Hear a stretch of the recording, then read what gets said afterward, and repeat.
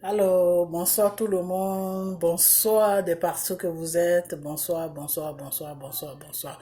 Aujourd'hui on est dimanche, on est le 17 mars, l'an 2019 et je fais cette vidéo et je vais parler un peu de Dieu et puis vous parler un peu de Monsieur Soro, que j'ai vu quelque chose que il fallait que je prenne le temps d'étudier ce que j'ai vu, analyser et rentrer aussi en prière. Et maintenant, j'ai compris pourquoi il fait tout ça. Et c'est pour ça que je vais je me mets devant vous et pour parler un peu de ça. Et puis voilà. Donc, je vous dis tous bonsoir. Bonsoir l'Afrique, bonsoir la Côte d'Ivoire, bonsoir de partout que vous êtes. Tous ceux qui sont abonnés sur ma page, je vous dis tous bonsoir. Et je fais un gros coucou au niveau d'Abidjan. Je vous dis tous bonsoir. Et puis, j'espère que tout va bien chez vous. Il faut que vous accrochez. Il faut que vous vous accrochez à Dieu. Il faut que vous restez toujours dans la prière. Priez, priez. C'est très important. Il faut que vous priez.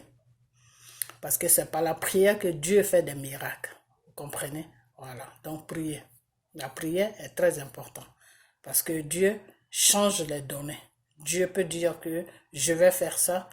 Et si la prière est forte et que cette prière est acceptée chez lui, Dieu peut changer les données. Vous comprenez? Voilà. Donc, priez. Parce que nous, ici, on prie pour la Côte d'Ivoire. Et pour vous aussi. Ok? Donc, priez. Voilà. Donc, je vous dis bonsoir. Tous ceux qui sont sur ma page, je vous dis tous bonsoir. Je vous fais un gros coucou.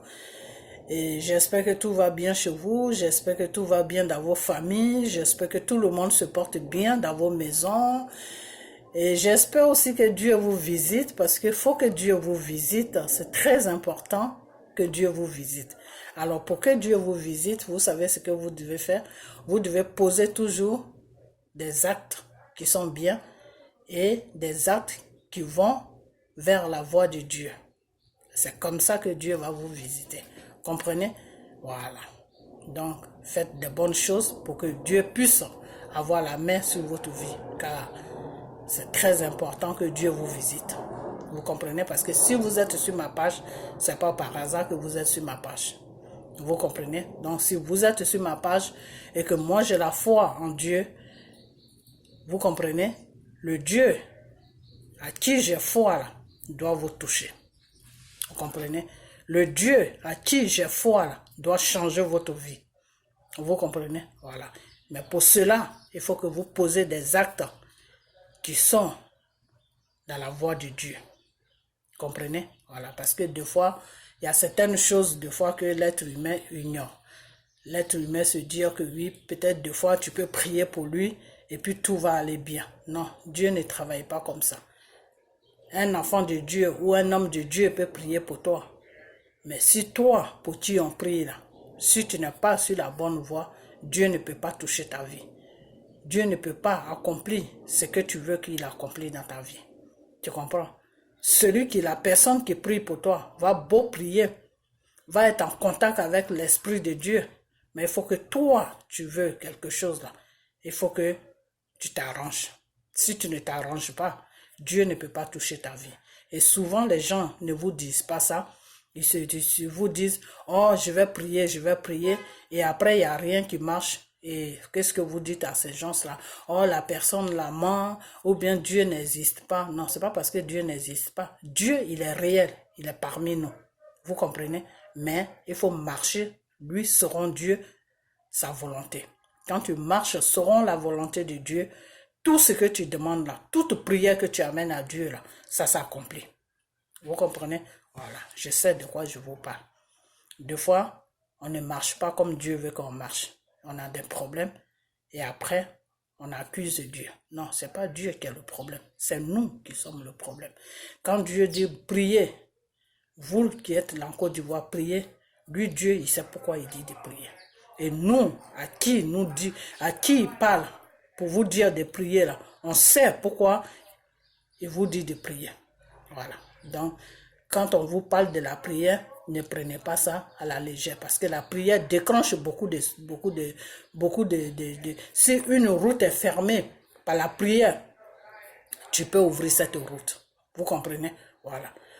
Si quelque chose est dur, que tu n'arrives pas à faire cela par la prière, tu peux faire ça.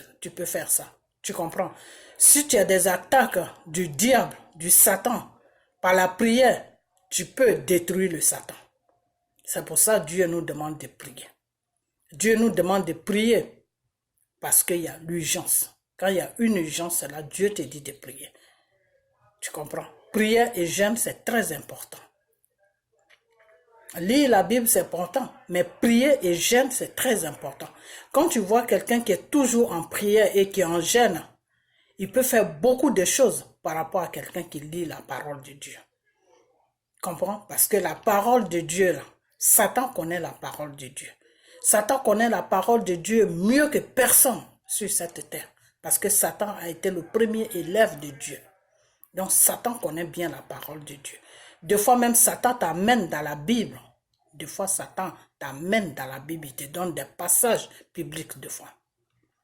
C'est pour vous faire comprendre que Satan connaît la parole de Dieu. Et c'est pour ça que quand Dieu vient vers toi, ou bien quand un pasteur prie pour toi, ou quand un enfant de Dieu prie pour toi, Dieu demande toujours, il faut que la personne prie. Il faut que la personne prie. Parce que la prière là, Satan a peur de la prière. Voilà. Ça, je vais vous dire ça aujourd'hui. La prière là, Satan a peur de la prière. Satan n'a pas peur de la Bible. Mais Satan a peur de la prière. Prière et jeûne, Satan a peur de ça. Quand Satan veut détruire un enfant de Dieu, il enlève cet enfant de Dieu sur la prière et sur les jeûnes. Quand Satan arrive à t'enlever sur la prière et sur les jeûnes, il t'a détruit. Si tu veux la parole, il faut dormir avec ça, il faut te réveiller avec ça. Lui, il s'en fout. À n'importe quel moment, il veut t'anéantir là. C'est 2 minutes, lui, il t'anéantit. Parce que la parole là, il la connaît. Mais la prière et les jeûnes là, si tu es forte là-dedans, et qu'il n'arrive pas à t'enlever sur cette voie de prière et de jeûne, lui, Satan, il a peur de toi. Parce que là où il y a la prière, là, Satan est dérangé. C'est pour ça que Dieu demande toujours, restez en prière. Restez en prière. Priez et jeûnez. C'est comme ça que l'Esprit de Dieu vient prendre le contrôle des lieux, là où tu pries. Quand tu es une personne de prière et de jeûne, là où tu vis, si tu pries là, tu jeûnes là, et que l'endroit est saint, c'est-à-dire, il n'y a pas de bêtises là, il n'y a pas de choses, il n'y a pas de sexe, il n'y a pas de sexe, sauf si tu es marié légalement, mais si tu n'es pas marié légalement, il n'y a pas de sexe, il n'y a pas de saleté, et que tu restes en prière et en jeûne, Satan ne passe pas là, il a peur, parce qu'il sait que là, c'est le territoire de Dieu. Et là où il y a Dieu, Satan vient s'amuser là pour 5 minutes. Mais il ne reste pas plus de 5 minutes. Parce qu'il connaît son maître. Nous, on ne connaît pas la valeur de Dieu. Mais Satan connaît la valeur de Dieu. Satan sait qui est Dieu. Nous, on n'a pas peur de Dieu. Mais Satan, là, il a peur de Dieu. Et c'est bizarre, hein? Nous, les êtres humains que Dieu a créés, on n'a pas peur de Dieu. Mais Satan a peur de Dieu. Mais par contre, nous, on a peur de Satan. Vous ne trouvez pas ça un peu bizarre? Voilà. Donc, la prière, c'est très important. Vous comprenez? Voilà. Donc, restez toujours en prière.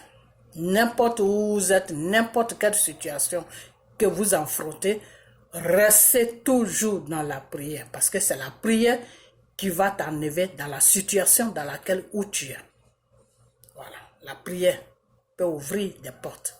La prière peut fermer des portes. La prière peut tout faire. La prière peut déplacer des montagnes. Si tu pries, que tu mets la foi là dans ta prière, c'est pas seulement prier dans le vide. Quand tu pries là, il faut mettre la foi dans la prière.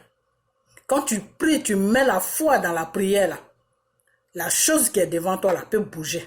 Spirituellement, ça peut bouger. Vous comprenez plutôt. Parce que quand quelque chose doit agir dans le monde dans lequel où on vit là, ça veut dire que ça a déjà agi dans le monde spirituel. Si ça n'a pas agi dans le monde spirituel là, ça ne peut pas agir dans le monde où on vit. Parce que le monde où on vit là est contrôlé par le monde spirituel. Vous comprenez? Voilà, le monde spirituel. Le monde spirituel qui contrôle ce monde-là. Quand quelqu'un t'a dans le monde spirituel, là, il a déjà fini avec toi dans le monde où tu vis. Vous comprenez? Voilà. Le monde spirituel est très important. Donc c'est pour ça que Dieu nous demande de prier. Parce que quand vous priez là, c'est dans le monde spirituel que ça agit. Et une fois que ça agit dans le monde spirituel, dans le monde réel, ça prend corps. Et ça fait l'effet. Et vous-même, vous voyez ça. Vous comprenez? Voilà. Donc, dans cette vidéo, je vais vous parler de pardon. Pardon et l'amour. Et après ça, je vais vous parler de M. Soro. Vous comprenez? Voilà. Dans la voie de Dieu, le pardon est nécessaire. Le pardon, là, c'est nécessaire. Quand tu ne pardonnes pas, c'est très dangereux.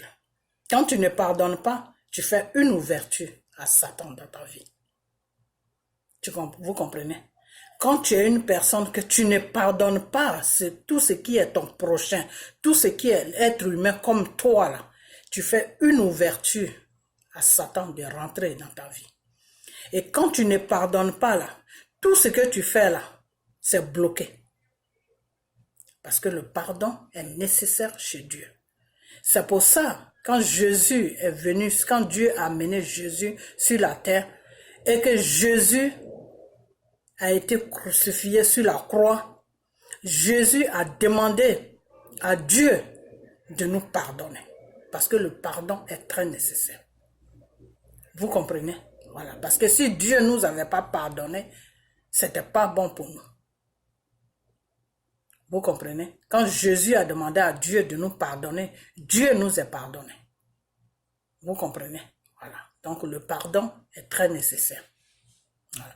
Donc ton prochain, quand il fait le mal et qu'il te demande pardon, pardonne-le.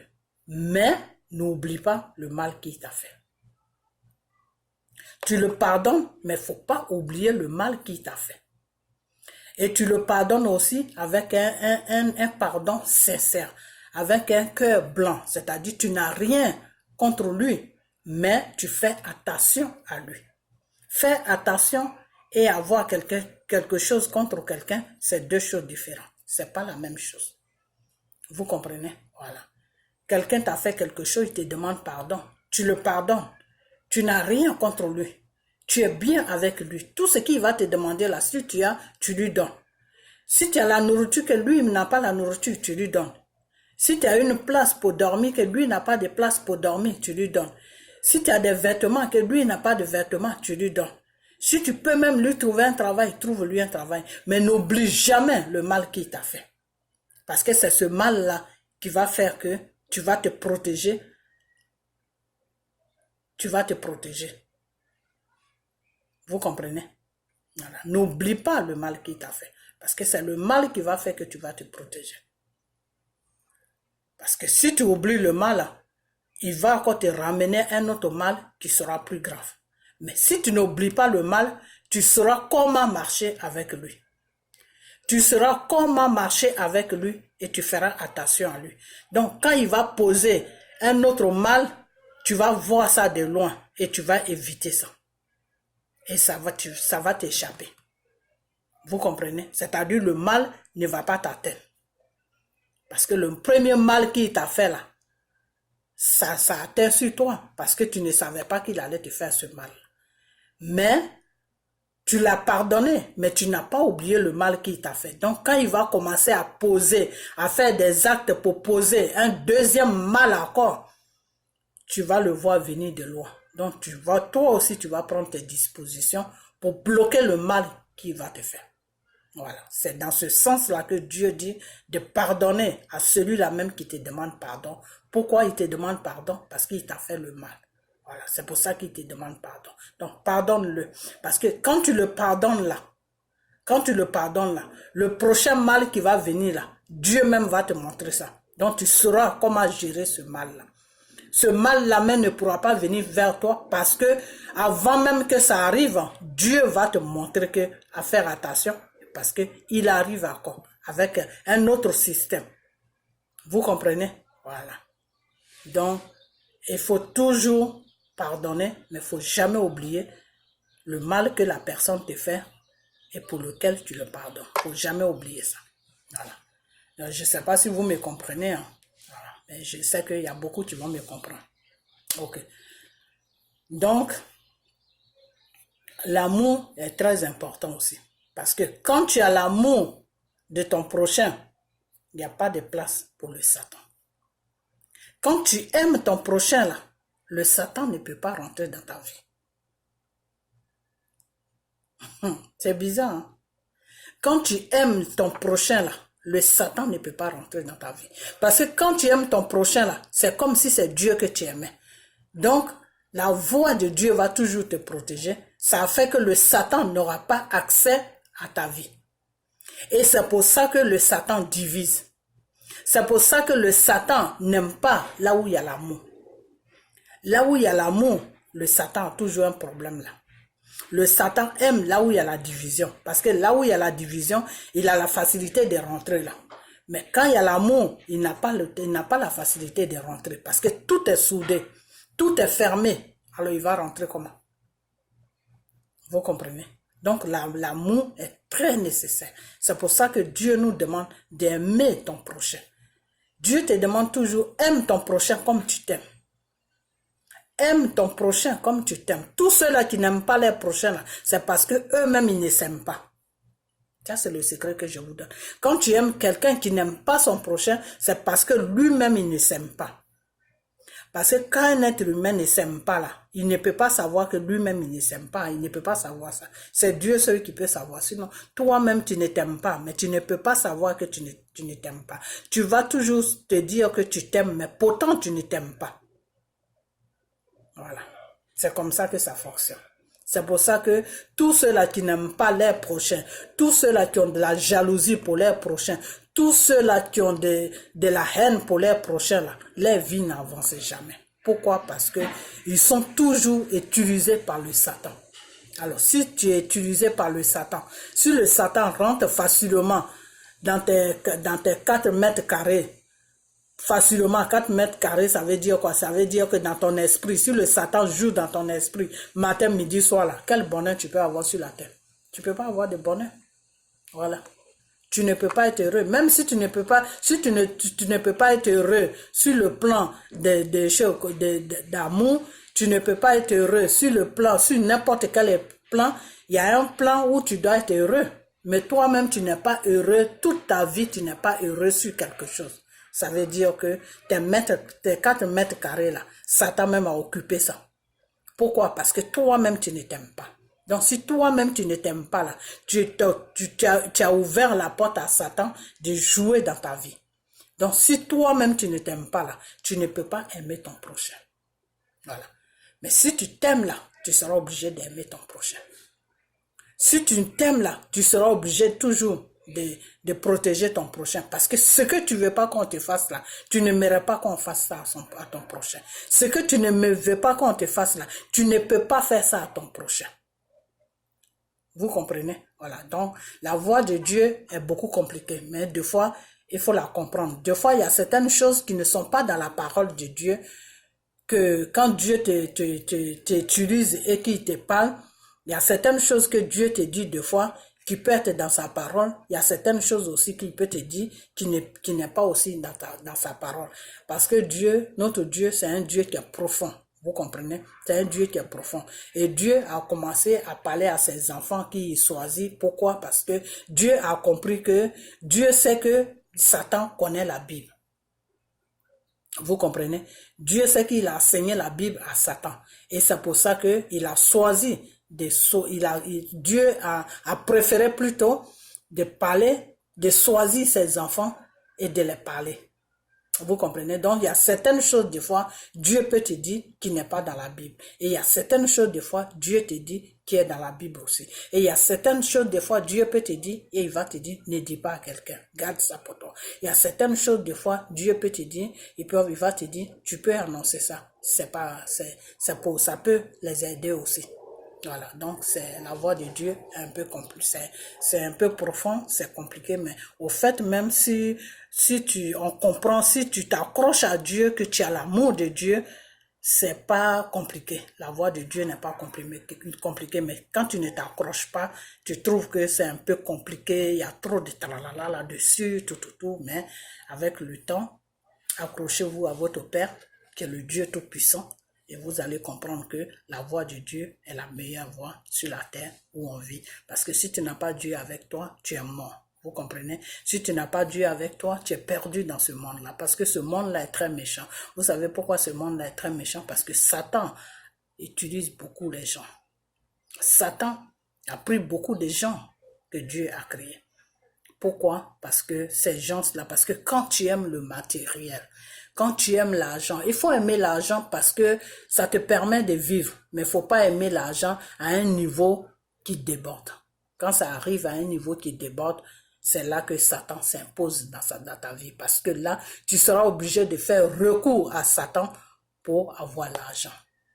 Et l'argent de Satan, ça vient rapidement. L'argent de Satan, là, il te donne seulement 3 mois, 6 mois net, tu es riche. Mais cette richesse-là, c'est quoi? Cette richesse-là, c'est le prix de ta vie. C'est le prix de ta vie, c'est quoi? C'est que Satan te donne l'argent, mais tu ne vis pas. Tu es mort devant Dieu. Tu es un mort vivant parmi les vivants. Vous comprenez? Tu es un mort vivant parmi les vivants. C'est-à-dire toi, là, Satan a déjà pris ton âme. Et qu'est-ce qui fait que l'être humain vit sur la terre?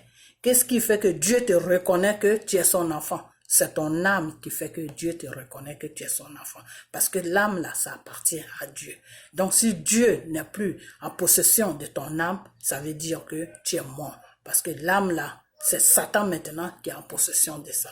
Et celui Satan qui est en possession de ça là, lui, il n'a pas pris ton âme pour te donner une vie meilleure. Il n'a pas pris ton âme pour que tu aies une vie que tu veux. Il a pris ton âme pour emprisonner ton âme. Donc ton âme est dans une prison chez Satan. Tu comprends? Tu as tout l'argent, mais au plus profond de toi, tu es malheureux. Mais tu ne peux pas dire ça à quelqu'un parce que ça, c'est un secret entre Satan et toi. Le jour où tu dévoiles ce secret-là, soit tu deviens fou ou soit tu meurs. Vous comprenez? Donc, tout ce qui brille là n'est pas de l'or. Des fois, il y a des gens qui ont l'argent, des artistes, des chanteurs, des hommes d'affaires, des hommes qui gouvernent des pays, tout. Tu vois, ils ont plein d'argent. Mais est-ce qu'ils vivent? C'est des morts vivants parmi nous. Mais nous, on ne sait pas. Mais quand Dieu t'ouvre les yeux là, tu vois que lui là, il est mort, mais il est parmi toi, il est avec toi. Vous comprenez? Voilà. C'est pour ça que souvent aussi, il ne faut pas prendre l'argent de n'importe qui. Parce que quelqu'un qui est comme ça, là, qui est déjà mort vivant, là, parce qu'il a vendu son âme au diable pour avoir l'argent. Et puis le diable maintenant a pris sa vie. Et il vit comme ça, c'est son fourreux qui marche parmi vous, mais lui-même il est mort, il ne vit plus. Quelqu'un comme ça, là, quand il te donne l'argent, cet argent qu'il t'a donné là, va te maudire. Parce que cet argent-là qu'il t'a donné, si tu prends ça et puis tu manges cet argent-là, ça peut faire des effets sur ta vie. Ça peut détruire ta vie. Ça peut enlever tout ce qui était de bonheur dans ta vie. Tout ce que tu devais avoir là, ça peut enlever ça et puis amener ça chez Satan. Parce que Satan cherche des armes. Vous comprenez? Satan cherche des armes pour son feu, pour l'enfer. L'enfer a été créé comment? Quand Dieu a créé les deux personnes, Adam et Ève, et Satan est venu les entraîner dans le péché, Dieu a créé l'enfer pour Satan. Dieu n'a pas créé l'enfer pour ses enfants. Mais comme l'être humain aime le matériel, l'être humain a mis le matériel plus que au-dessus de sa vie, c'est-à-dire le matériel est plus important que la vie que Dieu t'a donnée. Ça fait que c'est dans ce matériel-là que le Satan attire l'être humain. Vous comprenez? Et il y en a qui sont faibles d'esprit, qui ne connaissent pas le profondeur de Dieu et qui ne savent pas aussi qui est Satan. Et puis, boum, ils vont se lancer là-dedans. Une fois que tu as signé le pacte avec Satan, là, tu ne peux plus faire marche arrière. Les gens n'ont qu'à beau parler, tu ne peux plus faire marche arrière. C'est comme ce pasteur-là, Castro. Je ne veux pas dévier, hein, mais je vais dévier un peu. En ce moment, les gens sont en train de parler de lui sur les réseaux sociaux. Il fait ça, il fait ça. Mais le monsieur ne peut plus rien faire. Castro, je ne sais pas comment il s'appelle là. Il ne peut plus rien faire. Celui qui dit délivre les sorciers sur Divo là ou je ne sais quoi là. Il ne peut plus rien faire. Il ne peut pas venir se présenter devant les réseaux sociaux pour dire que je m'excuse pour tout le mal que j'ai fait. Il fait ça net, il n'a pas... Ici, il fait cette bêtise là. 3-6 mois, vous allez attendre que ce monsieur là est mort. Pourquoi? Parce que c'est un pacte qu'il a signé avec le diable. Le diable là, tu ne peux pas jouer avec lui. Dieu, lui, c'est lui qui t'a créé. Dieu, il ne t'a pas créé pour te détruire. Donc, c'est pour ça, des fois, quand on fait des choses qui ne sont pas bien, Dieu nous donne beaucoup de chances pour qu'on se ressaisit. Voilà. Dieu nous donne beaucoup de chances pour qu'on se ressaisit et se rende compte de nos erreurs qu'on fait et sortir là-dedans et puis se répandre et demander pardon et puis devenir une nouvelle personne. C'est pour ça qu'il y a la repentance. C'est pour ça que Dieu a mis tous ces trucs-là. Quand tu es dans le mal, il faut te répandre. Et puis moi, Dieu, je t'accepte. C'est-à-dire, reconnais le mal que tu fais et sors là-dedans. Et puis moi, Dieu, je te prends. Je te pardonne de tout ton mal que tu as fait. Et on recommence une nouvelle vie. Voilà, vous comprenez? Voilà. Donc, ce monsieur-là qui s'appelle Castro, lui... Ces gens-là qui sont sur les réseaux sociaux qui parlent de lui, là, ils vont parler jusqu'à ils seront fatigués. Ce monsieur-là ne peut pas faire une vidéo pour dire que je m'excuse. Il ne peut pas faire ça. Parce que le jour qu'il fait ça, là, il a signé son arrêt de mort avec le diable. Parce que c'est un pacte qu'il a signé avec le diable pour avoir tous ces dons de délivrance, pour délivrer des choses, des conneries qu'il fait là. Vous comprenez? C'est pas un homme de Dieu.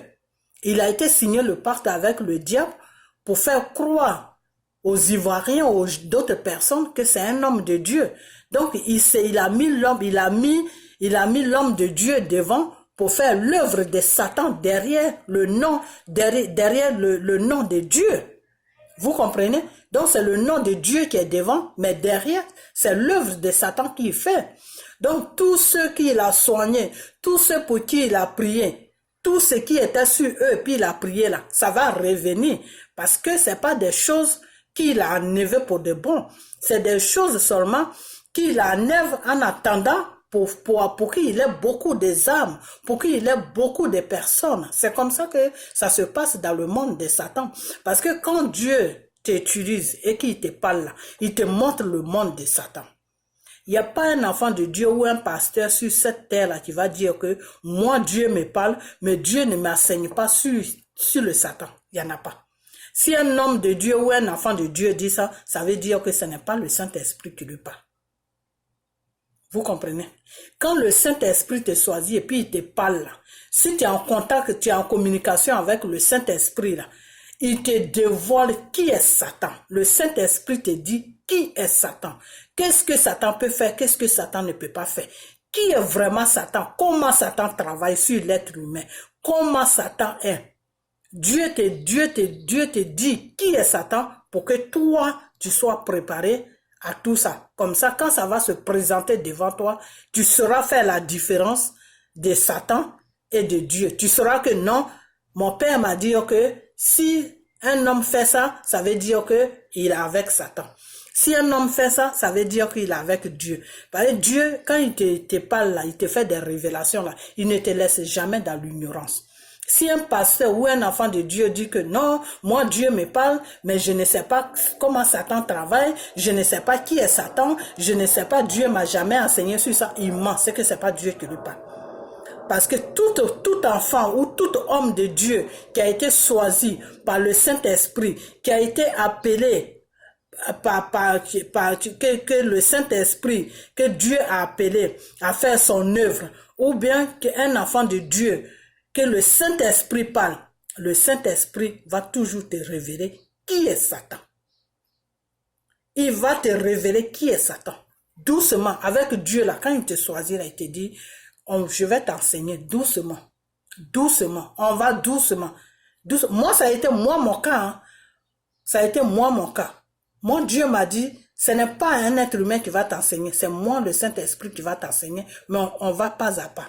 Doucement, chaque jour, je t'apprends quelque chose. Chaque jour, je t'apprends quelque chose. Chaque jour, je t'apprends quelque chose. Chaque jour, je t'apprends quelque chose. Jusqu'à ce que je sache que tu es rempli de ma connaissance. Vous comprenez?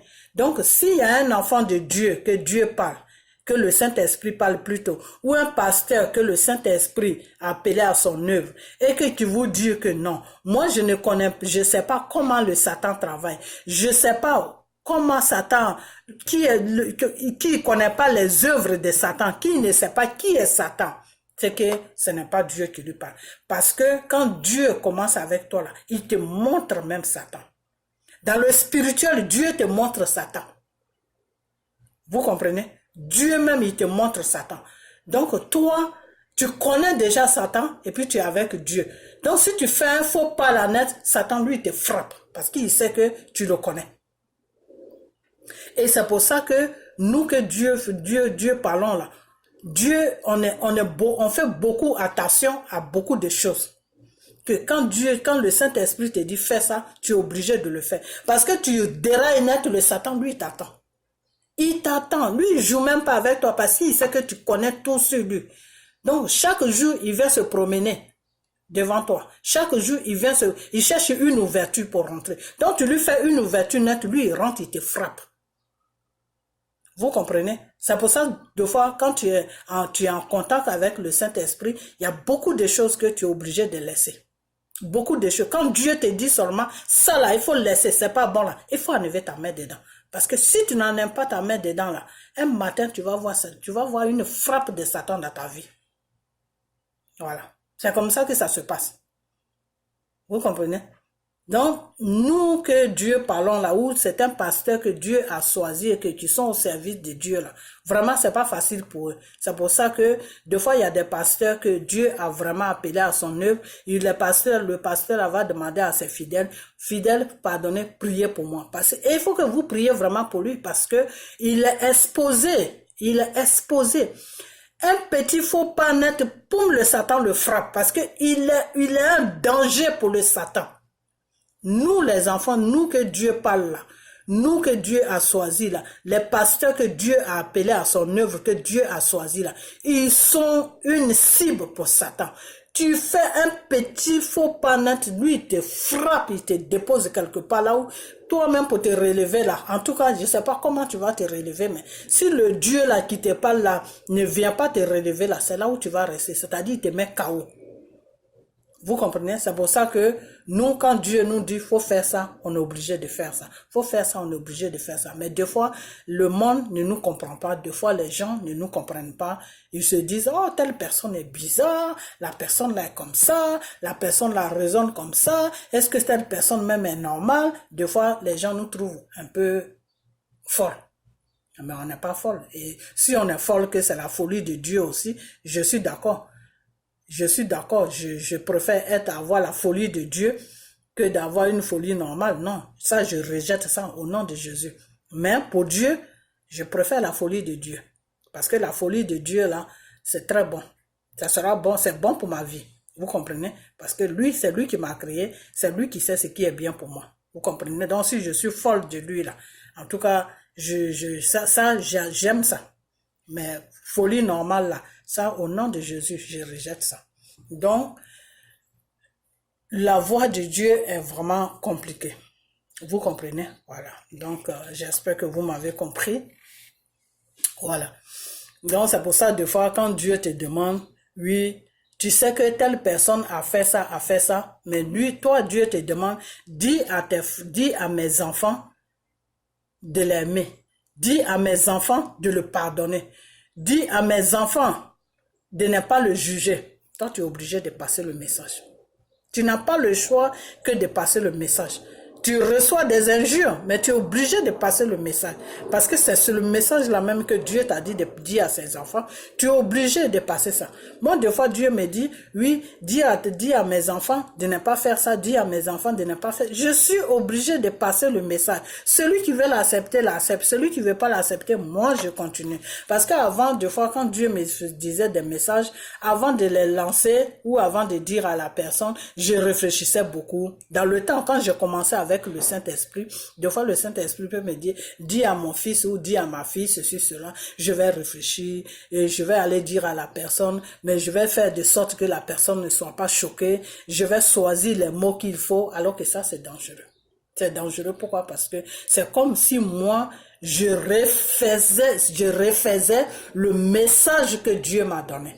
C'est-à-dire, par exemple, si Dieu m'a dit, oui, dis à mon fils que oui, il est dans le mensonge, il n'est qu'à quitter dans le mensonge, moi, je vais partir, je vais tourner à gauche, oui, tu sais, Dieu m'a envoyé un message pour toi, il dit ce que tu fais, c'est pas bien, il faut laisser, parce que je commence à trouver des excuses à la personne.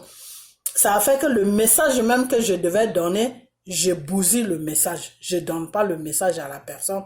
Donc, au fait, la personne, des fois, peut dire que, écoute, tu sais quoi, Marie, il faut me laisser tranquille. Je sais même pas de quoi tu parles. Et ça fait que ça bloque mon message. Donc, je ne donne plus le message. Et un jour, Dieu me dit que, tu sais quoi, ma fille, tu es en train de jouer à un jeu qui est très dangereux pour toi-même. Pas pour quelqu'un d'autre, mais pour toi-même. Parce que quand je t'envoie un message, de dire ça à mon enfant, je sais pourquoi je te dis de dire ça à mon enfant. Alors, quand je te dis que mon enfant est frivole, quand tu vas là, il faut lui dire que Dieu dit que tu es frivole, il faut arrêter ça. Parce qu'il n'aime pas ton comportement, parce que tu es frivole, il faut arrêter ça. Et puis tu quittes devant lui. Même si ça le choque là, toi, quitte devant lui. Fais-lui le message que je t'ai donné, et puis quitte devant la personne.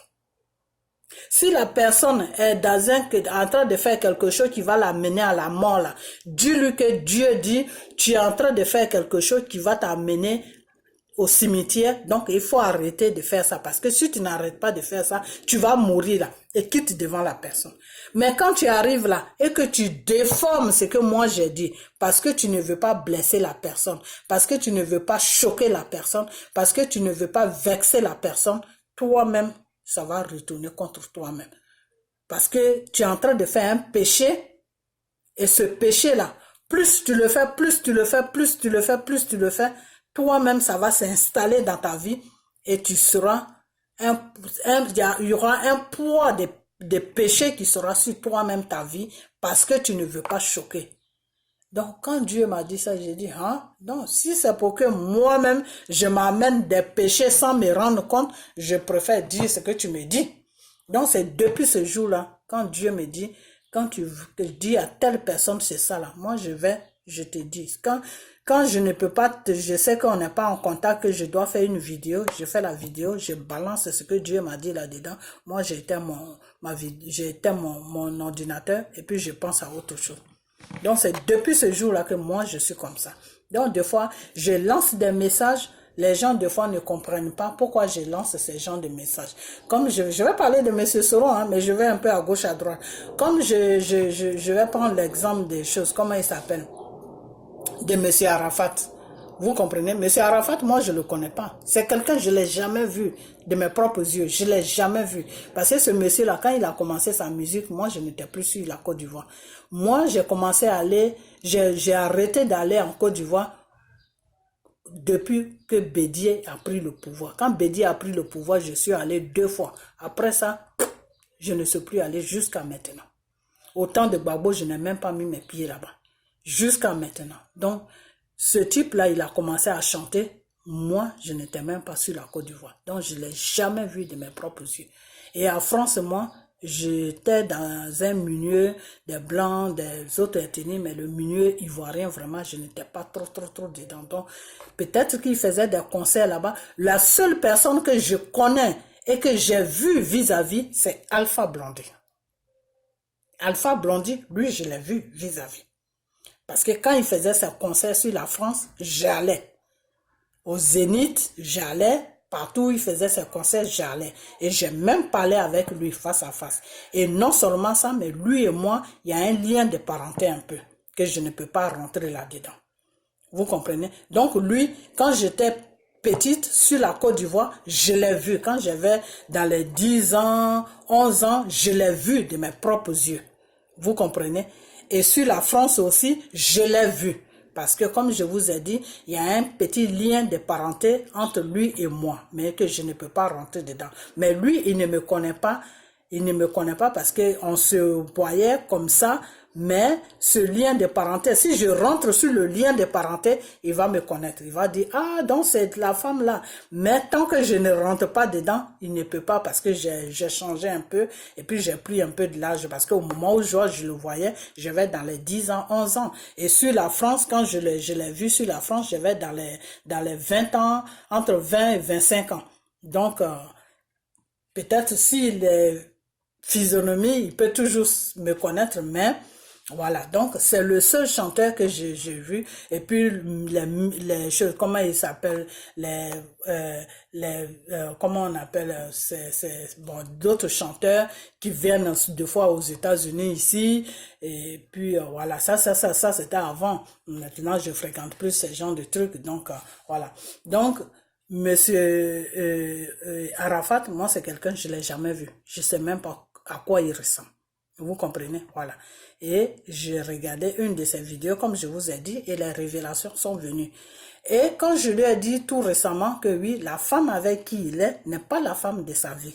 Que la femme de sa vie, c'est celle-là qui s'appelle José. José aussi, je ne la connais pas, je ne l'ai jamais vue. Elle a commencé à chanter, depuis qu'elle a commencé à chanter, moi, je n'ai jamais mis les pieds à Bijon. Donc, je ne sais même pas à quoi elle ressemble. Mais c'est la femme de sa vie. Celle-là, il se marie avec elle, il ne va pas rester avec elle. José aussi va se marier de son côté, elle ne va pas rester là-bas. Les deux là, ils vont tourner en rond. S'ils ne trouvent pas une solution pour se mettre ensemble là, chacun va faire sa vie jusqu'à, chacun va partir de son côté, mais ça ne tiendra pas parce que ce n'est pas la volonté de Dieu. Vous comprenez? Voilà. Si Dieu dit ça là, c'est pas pour toi là. Tu vas rester avec ça jusqu'à un matin, tu vas laisser ça. Donc c'est comme ça que ça se passe. Donc les deux là, ils vont tourner en rond jusqu'à la fin. Quand ils vont connaître où est le médicament là, ils vont se mettre ensemble, ils vont trouver les solutions. Voilà, c'est tout. Donc des fois, il y a des choses comme ça, tu balances ça, et puis les gens, des fois, ils ne comprennent pas, ils se disent, mais pourquoi cette femme-là, elle fait ça? Elle veut gâter le foyer de ceci, elle veut gâter... Non, moi, c'est des révélations. Moi, c'est des révélations que Dieu m'envoie. Avant, je tournais à rond. Avant même, il y a des révélations que quand Dieu m'envoie, j'ose même pas à dire ça parce que je me dis, non, comment les gens vont me regarder, que la personne ne me connaît pas, je connais plus, boum, je débarque comme ça, et puis je rencontre des trucs sur sa vie, ça ne se fait pas. Mais quand Dieu a commencé à me détailler, que si lui m'envoie des révélations pour ses enfants que je ne donne pas, ou bien je donne ça selon moi, ce que je veux donner, voilà les conséquences que moi, ça peut m'amener. C'est depuis ce jour, moi, j'ai arrêté ce cinéma. J'ai arrêté ce cinéma. Donc moi, Dieu m'envoie une révélation de toi, même si je ne te connais pas, je place ma caméra devant toi, devant moi plutôt, je te balance ça. Au moins, moi, j'ai fait ce que Dieu me demande de faire. Maintenant, le reste là, ça c'est entre toi et Dieu, vous allez gérer ça. Voilà, c'est tout. Moi, c'est comme ça que je fonctionne. Voilà. Là, j'ai des révélations encore pour Monsieur Arafat. Je vais encore lui balancer ça. Et puis voilà, c'est tout. C'est à lui de voir ce qu'il veut faire. Bon, si il veut aller loin sur ça, moi, c'est Dieu qui me fait des révélations. C'est tout. Si Dieu ne m'envoie pas là, je ne peux pas m'amuser à faire cette genre de bêtises. Voilà, parce que moi-même, j'ai une vie, je n'aimerais pas que quelqu'un rentre dans ma vie pour me balancer des trucs. Voilà, mais si la personne rentre dans ma vie pour me balancer des choses qui me dit, c'est Dieu qui m'a dit ça, je suis obligé de les accepter parce que c'est lui, Dieu, qui m'a créé, c'est lui qui connaît ma vie. C'est lui qui sait ce qui est bien pour moi et que si lui, Dieu, il m'envoie une révélation, il sait pourquoi il m'a envoyé cette révélation. Il sait que peut-être que je suis sur un chemin qui n'est pas bien, c'est pour ça qu'il m'a envoyé cette révélation. Donc si moi, j'ai foi en Dieu et que je sais que c'est lui qui m'a créé, que je sais que c'est lui qui est bien pour moi là, je vais faire ce que lui, il me dit de faire.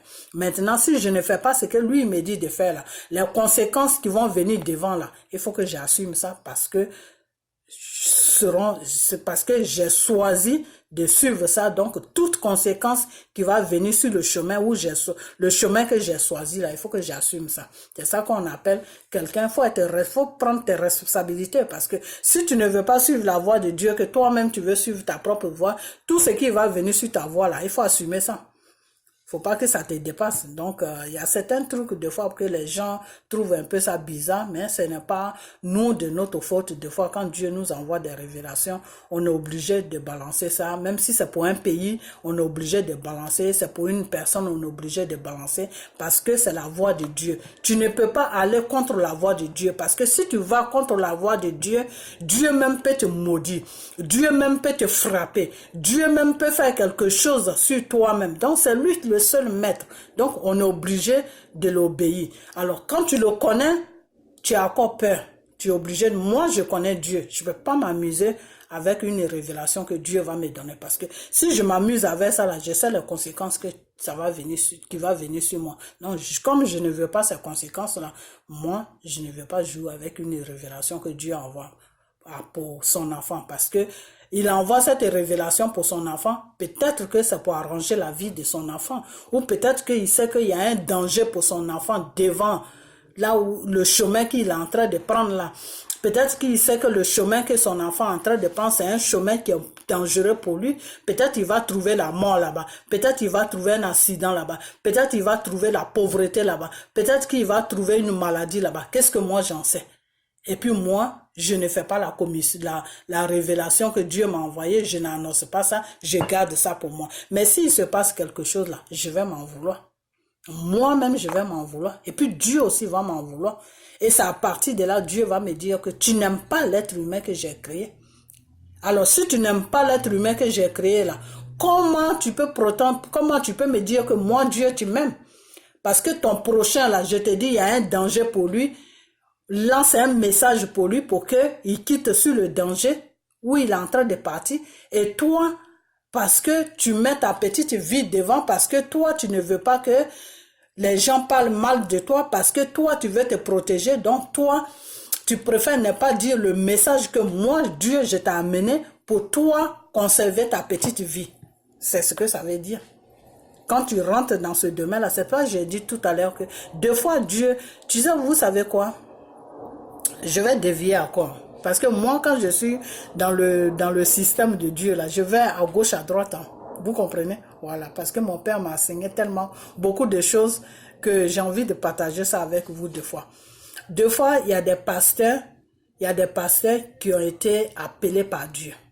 Et ces pasteurs-là qui ont été appelés par Dieu, Dieu leur donne une connaissance. La connaissance, c'est quoi? C'est-à-dire, c'est une puissance que Dieu leur donne. Le pasteur te met la main dessus, il prie pour toi, tu guéris.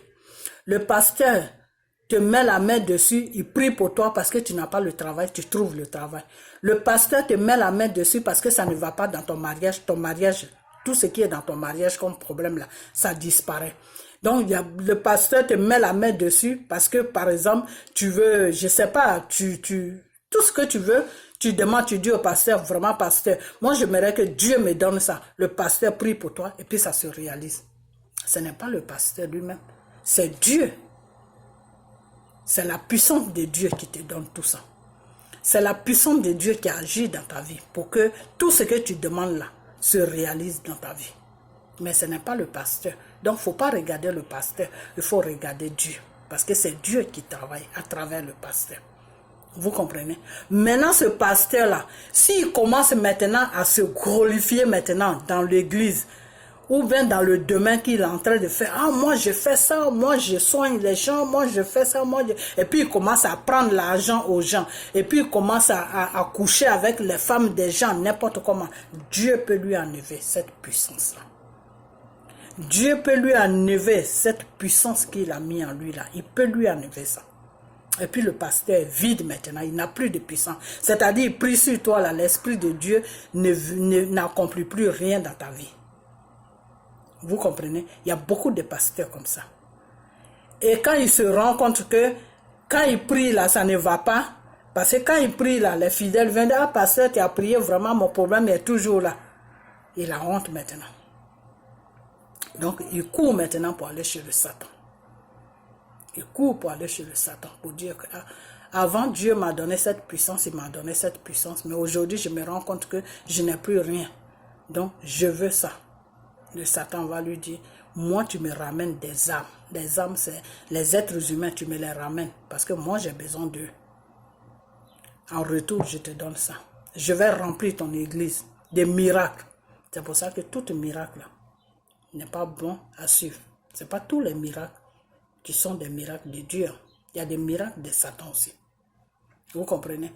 Donc, toute personne qui fait un miracle, il faut être vraiment sûr qu'il est utilisé par Dieu. Sinon, Satan fait beaucoup de miracles. Les miracles, même, c'est pour Satan. Parce que Dieu n'aime pas trop les miracles.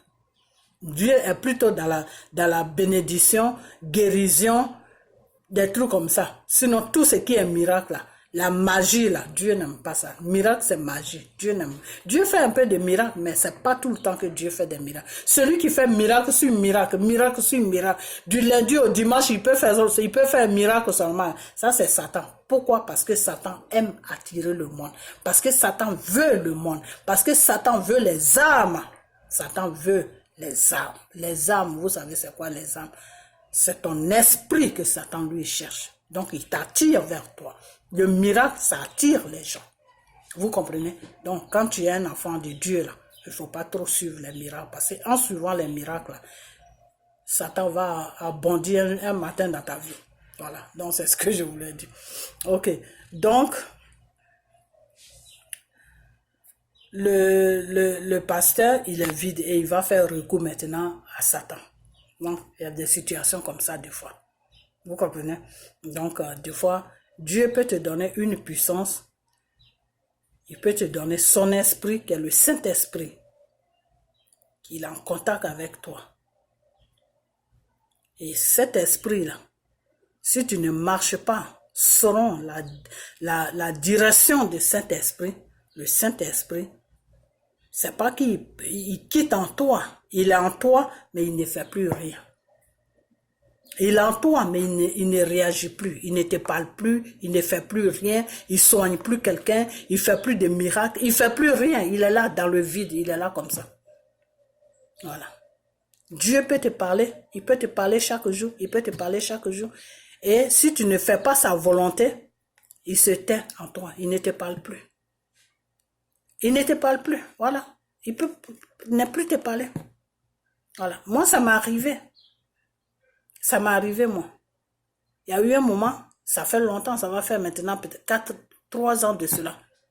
Dieu a mis un silence total sur ma vie. Il ne me parlait plus.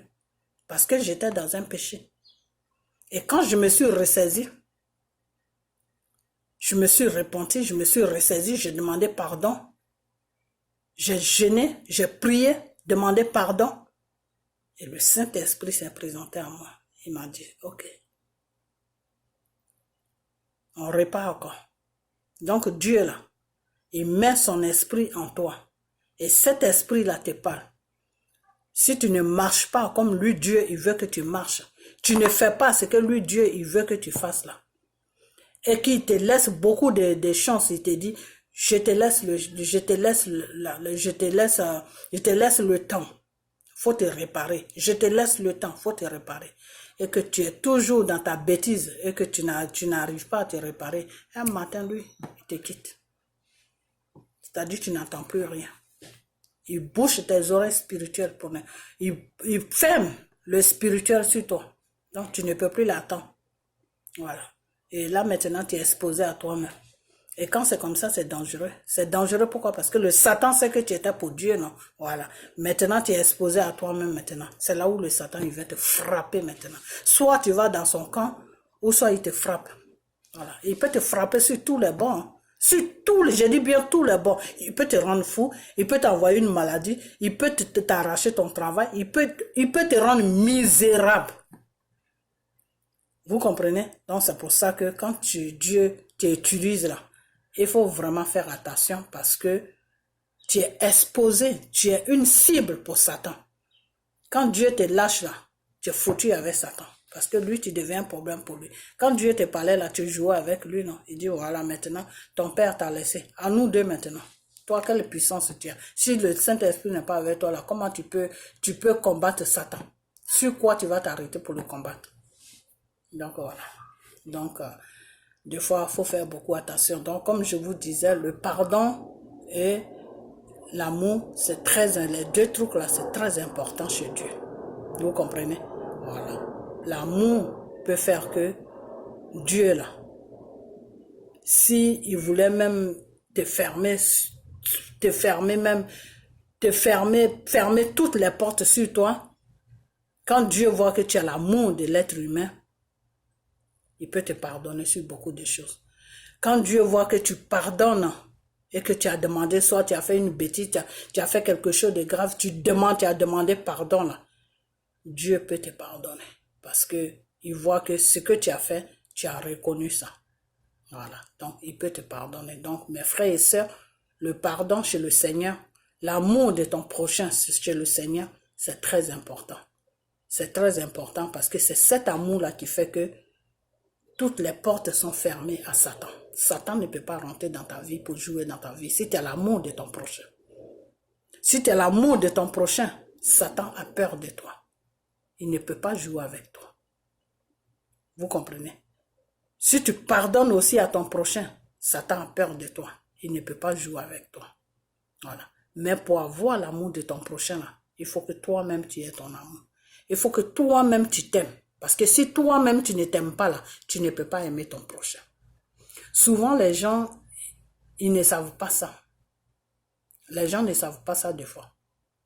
Les gens rejettent les êtres humains, les gens rejettent les gens comme ça. Oh non, moi je n'aime pas cette personne. Toutes les personnes qui y voient, ils n'aiment pas. Ça veut dire que lui-même, il a un problème. Voilà. Quand Dieu te dit, aime ton prochain comme toi, là, ça veut dire que si toi-même tu t'aimes, là, tu es obligé d'aimer ton prochain. Donc, toute personne qui n'aime pas son prochain, c'est parce qu'il ne s'aime pas. C'est parce que toi-même, tu ne t'aimes pas. Mais ça, c'est quelque chose qui se passe dans la tête au fait. Mais l'être humain ne connaît pas ça. Si Dieu ne t'enseigne pas ça, tu ne peux pas connaître ça. Des fois, tu peux ne pas t'aimer toi-même, mais tu ne sais pas. Tu crois que tu t'aimes, mais tu ne t'aimes pas. Donc, ça fait que cet amour que tu n'as pas pour toi, là, comme tu n'as pas l'amour pour toi, là, tu ne peux pas donner l'amour à ton prochain. Vous comprenez? Mais des fois, tu ne sais pas ça. Des fois, tu ne t'aimes pas toi-même, mais tu ne peux pas savoir ça. Tant que Dieu t'a pas dévoilé ça, tu ne peux pas savoir ça. Vous comprenez? Voilà. Donc, des fois, c'est comme ça que ça se passe. Parce que souvent, les gens ne connaissent pas beaucoup. Il y a beaucoup de choses que les gens... Moi, avant aussi, je ne connaissais rien. Avec l'aide de Dieu, chaque jour qu'il fait, il m'apprend quelque chose. Donc, je dis Dieu merci. Et puis... soyez toujours avec votre Dieu, parce que c'est lui qui est la voie à suivre, quoi. Voilà. Donc, quand je reviens maintenant à M. Soro, des fois, je faisais mes vidéos, je vous disais, oui, de pardonner à M. Soro, c'est parce que moi, je prends la voie de Dieu. C'est dans la voie de Dieu que moi, je vous parle. Vous comprenez? Voilà. Dans la voie de Dieu, il a fait des trucs, il a déstabilisé un pays. Ce n'est pas quelque chose qui est bon à faire. Ce n'est pas quelque chose qu'un être humain peut faire. Un être humain qui a toutes ses facultés ne peut pas s'amuser à déstabiliser un pays. Parce que quand tu déstabilises le pays, là, c'est le peuple que tu déstabilises. Donc, il a fait cela. Et aujourd'hui, il rentre dedans, il demande pardon. Il faut le pardonner. Même si son pardon n'est pas sincère, là, toi, tu le pardonnes. Et le reste, là, c'est Dieu qui gère ça. Si lui, il vient parce qu'il a une idée derrière la tête, il demande pardon parce qu'il a une idée derrière la tête, ça, toi, tu prends seulement son pardon, et puis le reste, là, tu laisses ça à Dieu. C'est Dieu qui va gérer ça. Voilà, moi, c'est dans ce sens-là que je vous dis de le pardonner. Voilà. Sinon, je ne vous dis pas de le pardonner et puis oublier ce qu'il a fait. Non. Quand quelqu'un te demande pardon, pardonne-le avec un cœur bon cœur, avec un cœur propre, sans colère, mais n'oublie pas ce qu'il a fait. Parce que c'est à ne pas oublier ce qu'il a fait que toi, Dieu va te protéger. Comment Dieu va te protéger? Non, plutôt c'est en le pardonnant que Dieu va te protéger. Comment Dieu va te protéger? En le pardonnant. Parce que quand tu l'as pardonné avec un bon cœur, pas avec un cœur de colère, hein, parce que si tu l'as pardonné dans le mensonge, ça Dieu le sait. Si tu l'as pardonné aussi dans la franchise, Dieu le sait aussi. Alors si tu l'as pardonné dans la franchise, que Dieu sait que tu l'as pardonné, sincèrement, tu l'as pardonné sans colère, mais tu l'as pardonné pour ce qu'il a fait, mais tu n'as pas oublié le même Dieu là, il va te protéger. Donc ça fait que quand le monsieur va revenir encore avec un autre plan pour te faire du mal là, avant même quand il est en train de faire ses grimaces pour revenir avec un autre plan là, Dieu va t'ouvrir les yeux pour te dire, regarde le monsieur que tu avais pardonné là, il revient encore avec ça. Donc faire attention parce qu'il va faire ça, il va faire ça, il va faire ça. Même si Dieu ne te parle pas là, Dieu te montre un signe que ce qu'il est en train de faire là est dangereux. Donc il revient encore, il faut faire attention.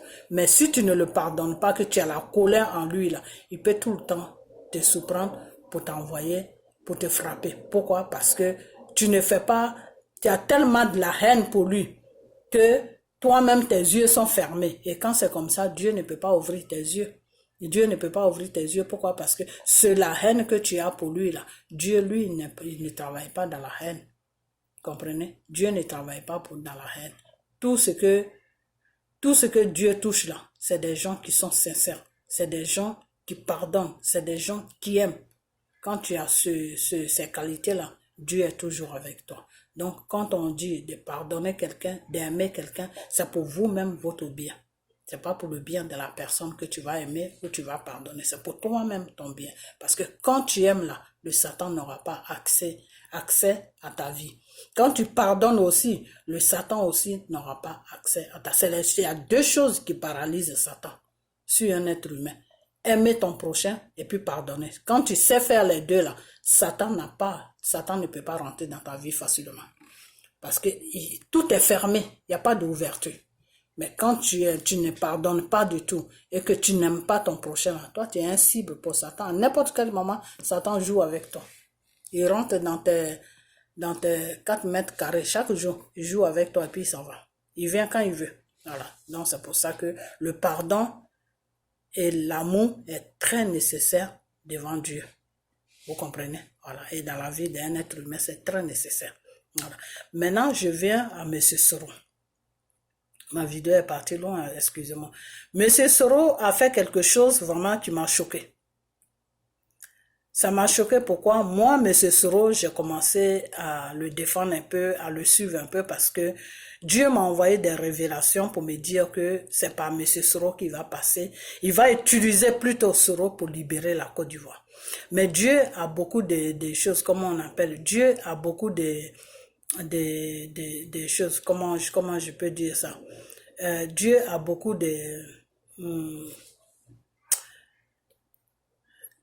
Dieu a beaucoup de données, voilà. Dieu peut dire ça et je dis pas que le Dieu qui a dit ça, il va changer, non. Mais Dieu, là, quand Dieu te demande de prier, c'est pourquoi. Dieu te demande de prier, c'est pour changer une situation. Vous comprenez? Quand Dieu te demande de prier, là, c'est pour changer une situation. Une situation peut être n'importe comment. Quand tu pries à Dieu, Dieu peut toujours changer les données. Voilà, c'est le mot que j'ai changé. Dieu, j'ai cherché. Dieu change les données. Vous comprenez? Les données, c'est quoi? C'est-à-dire, Dieu peut changer la situation. Si Dieu voulait faire ça, il peut changer. Vous comprenez? Quand Dieu voit que c'est comme ce que je vous avais dit, Dieu peut te donner un pouvoir et en même temps, il peut t'arracher le même pouvoir. Pourquoi il peut t'arracher le même pouvoir? Parce qu'il sait que tu ne fais pas ce que lui, Dieu, il te dit de faire. Voilà. Et si tu ne fais pas, lui, Dieu, ce qu'il te dit de faire là, le pouvoir qu'il t'a donné là, il ne peut pas t'utiliser. Pourquoi il ne peut pas t'utiliser? Parce que tu ne l'obéis pas. Tu n'obéis pas à Dieu. Donc, comment il peut comment comment il peut passer à travers toi pour faire quelque chose? Il peut rien faire. Quand Dieu met un pouvoir en toi, c'est pour soigner son peuple, c'est pour guérir son peuple, c'est pour aider son peuple. Alors si lui, Dieu, il a mis le pouvoir en toi, puis il te dit, marche comme ça, fais ça, fais ça, et puis toi, tu ne veux pas faire, toi, tu veux marcher comme toi, tu as envie de marcher, ça ne peut pas marcher avec Dieu. Il sera obligé de t'enlever ce pouvoir. Il t'enlève pas ça par méchanceté, il t'enlève ça parce qu'il voit que le pouvoir qu'il t'a donné, tu ne prends pas ça en considération. Et si tu ne prends pas ça en considération, il ne peut pas t'utiliser pour faire ce que lui, il a envie de faire. Donc, c'est dans ce sens-là qu'il va t'enlever ça. Vous comprenez? Voilà. Donc, des fois, Dieu peut t'enlever ça juste pour faire prendre conscience. Quand tu prends conscience, comme je vous ai dit, pendant il y a eu 3 ans passés, Dieu a arrêté de me parler. Et quand je me suis mis en jour devant Dieu et que j'ai laissé le péché dans lequel où j'étais, et puis je me suis mis en jour devant lui, il est revenu encore. Donc des fois, Dieu peut mettre un silence juste pour te ramener à la raison. Si tu reviens à la raison, lui, il est toujours là. Mais si tu ne reviens pas à la raison, que tu restes toujours dans ta bêtise, lui, il s'en va pour de bon. Non, c'est comme ça. C'est pour ça que des fois, Dieu laisse beaucoup il laisse beaucoup comment on appelle ça, beaucoup de temps aux gens. Des fois, tu peux voir quelqu'un qui fait le mal. Il continue le mal. Mais Dieu lui parle. Même si Dieu ne lui parle pas, Dieu a toujours un système pour parler à l'être humain qu'il a créé. Dieu peut te parler, tu peux attendre sa voix normalement comme tu attends la voix d'un être humain qui est devant toi, comme tu attends la voix de quelqu'un qui est devant toi. Et Dieu aussi peut passer par des gens pour te parler. Dieu peut passer par un enfant pour te parler. Ou Dieu peut te parler même, il peut te parler en esprit. C'est-à-dire tu es là et puis il y a des pensées qui viennent sur toi. Ça c'est Dieu qui te parle aussi des fois.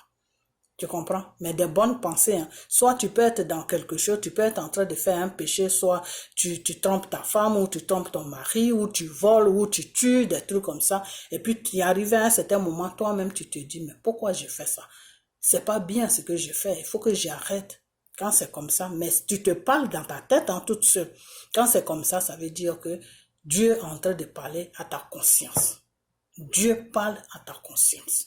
Donc, toute personne que Dieu a créée, même si Dieu ne te parle pas spirituellement, il te parle en conscience. C'est-à-dire, tu prends conscience que ce que tu es en train de faire n'est pas bien et puis tu laisses. C'est pour ça que Dieu a mis la repentance. Il faut te répandre. C'est-à-dire, répands-toi, ça veut dire quoi? Ça veut dire que demande pardon et laisse toutes les mauvaises choses derrière toi et demande pardon et recommence une nouvelle vie. C'est ça qu'on appelle la repentance. Voilà.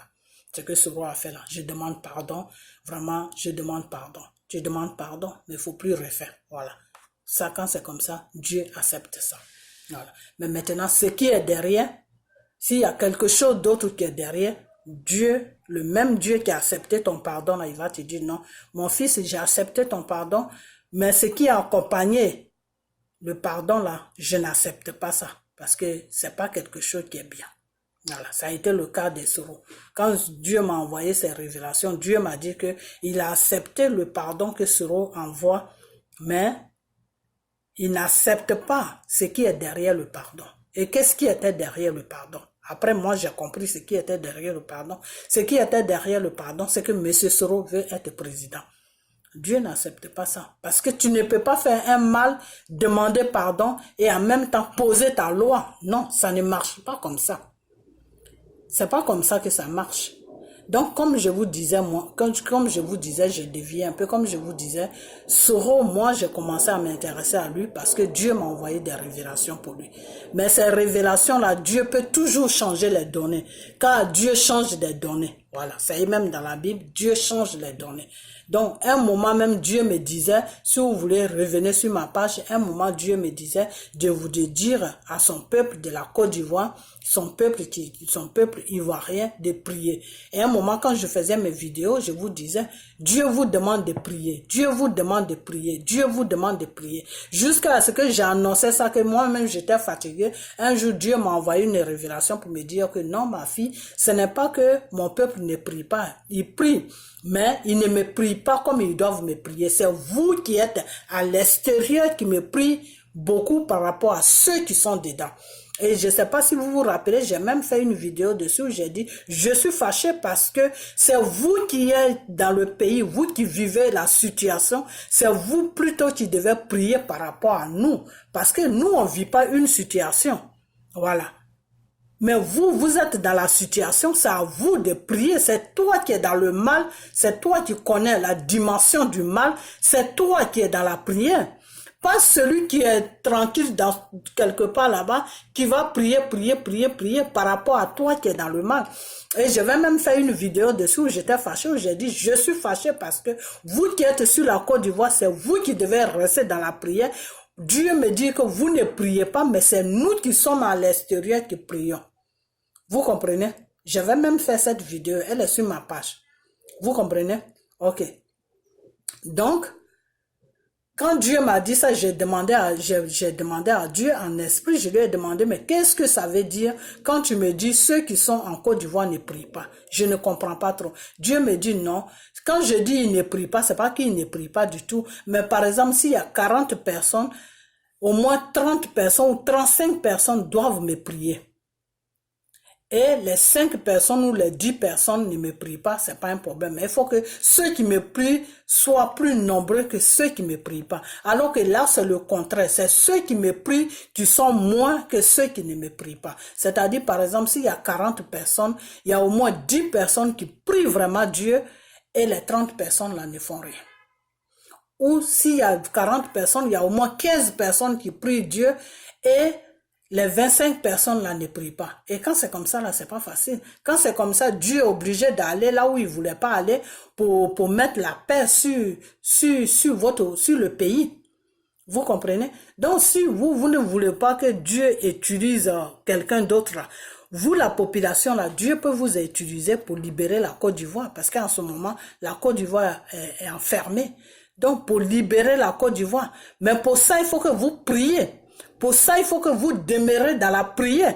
Parce que c'est la prière là qui va faire que Dieu va vous utiliser. Je vous ai dit ça. Vous comprenez? Bon, de toute façon, si vous ne priez pas, nous qui prions là, on va faire ce qu'on peut faire. Si Dieu accepte nos prières et qu'il touche la population, que la population se réveille dans son sommeil, dans son profond sommeil, et que Dieu vous utilise pour libérer la Côte d'Ivoire, on dit Dieu merci. Parce que lui, Dieu même, il a dit dans sa parole que à cause de 2 ou 3 personnes qui me prient, je peux libérer tout un village. Donc peut-être qu'à cause de 2 ou 3 personnes qui le prient sincèrement en Côte d'Ivoire, il peut toucher la population pour que la population le suive, pour qu'il fasse ce qu'il doit faire. Donc moi j'amène ça dans ce contexte, je me casse plus la tête, je sais que j'ai pris moi, je jeûne chaque semaine et je sais qu'il y a beaucoup de gens aussi qui font la même chose comme moi parce que il y a beaucoup de gens qui ont l'amour de leur pays qui est la Côte d'Ivoire. Donc ils se privent de nourriture toute la journée et puis voilà. On met tout dans la main de Dieu. Moi, je prie chaque jour, je jeûne pour la Côte d'Ivoire, pour que Dieu même fasse ce qu'il doit faire sur la Côte d'Ivoire, pour que tout aille bien là-bas. Donc, j'espère qu'il y a beaucoup de gens aussi qui font la même chose. Que je demande à Dieu de toucher certaines personnes et puis on va être beaucoup à faire ça pour que la Côte d'Ivoire soit libérée. Vous comprenez? Parce que tu as ton pays, mais tu es en étranger jusqu'à un jour, il faut partir chez toi. Dans les pays des gens, là, c'est pas chez toi. Donc, tu vas pas rester là-bas jusqu'à vieillir là-bas, faire toute ta vie là-bas. Non, c'est pas intéressant. Donc, c'est dans ces conditions-là que nous aussi, on a besoin d'aller chez nous. On a besoin de prier pour que Dieu essaye de mettre la paix sur la Côte d'Ivoire. Voilà. Et puis, déposer quelqu'un qui est vraiment, qui a sa crainte. Parce que pour que la Côte d'Ivoire soit en paix, il faut qu'il y ait quelqu'un qui a la crainte de Dieu qui va diriger ce pays-là. Voilà, parce que si la personne n'a pas la crainte de Dieu, c'est pas bon, on sera toujours dans le même problème. Donc voilà. Donc je disais que M. Soro, moi c'est sur cette voie-là que je suis parti un peu sur lui. M. Soro est en train de faire des choses Vraiment, devant Dieu qui ne sont pas bien et devant les hommes aussi qui ne sont pas bien. Pourquoi j'ai dit ça? Parce que j'ai tourné beaucoup, hein, et là maintenant je vais venir sur M. Soro, mais ça ne va plus prendre beaucoup de temps parce que sur lui, ce que j'ai vu là, c'est ce que je vais dire et puis je m'arrête. Vous comprenez? Voilà. M. Soro va à Daloa. Daloa qui est un truc de Bété, comment on appelle, une ville de Bété. Moi, j'ai même cru que sa femme était de Gagnoa, mais c'est ce jour-là que j'ai su qu'elle était de Daloa. Vous comprenez? Il va à Daloa, il fait comment on appelle ça, un discours là-bas, et sa femme même était assise à côté de lui. Et M. Soro qui dit carrément que oui, lui, il a été voir M. Gbagbo au moment où les Français étaient en train de lancer leurs missiles sur la Côte d'Ivoire. Il a été voir M. Missile avec bombe. Il a été voir M. Gbagbo pour lui dire à M. Gbagbo de quitter le pouvoir, qu'après 5 ans, M. Gbagbo peut se présenter encore et il va gagner les élections. Ça, j'ai dit que M. Soro, il faut arrêter ce cinéma. Tu comprends? Il faut vraiment arrêter ça. Parce qu'en ce moment-là, je ne sais pas dans quel jeu que tu es, mais le jeu dans lequel où tu es là, le Dieu que j'ai pris là, il va me dire le jeu dans lequel où tu es. Et quand Dieu va me dire ça là, je ne vais plus te lâcher. Tu comprends? Voilà. C'est ça qui est bien chez nous les enfants de Dieu. De la façon que Dieu change les données là, nous aussi c'est comme ça qu'on change les données. Je vais beau te supporter, mais si je vois que tu es en train de prendre une direction qui n'est pas bien pour le peuple de Dieu là, moi je place ma caméra devant toi et puis je te dis ce que je pense. Tu comprends? Voilà. Et c'est dans ce sens-là que je vais te dire ce que je pense. Que le Seigneur me prenne le contrôle de cette vidéo pour que ça arrive à toi. Tu comprends? Donc, Soro, le jeu que tu es en train de jouer là, il faut arrêter ça. Nous là, on est fatigués. Je ne sais pas c'est quel problème que tu as avec M. Ouattara. Et tu as fait tout ce que tu as fait au Burkina, tout. M. Ouattara t'a jamais licencié de l'Assemblée nationale. Tu es toujours resté là-bas. Pour un petit problème que tu dis, tu ne veux pas rentrer dans RATP ou je ne sais quoi, M. Ouattara te dit, il te renvoie. Il y a quelque chose qui ne tourne pas en rond. C'est-à-dire, le début, on était tous dans l'émotion. Mais des fois, il faut laisser l'émotion à côté et puis il faut t'asseoir et il faut réfléchir.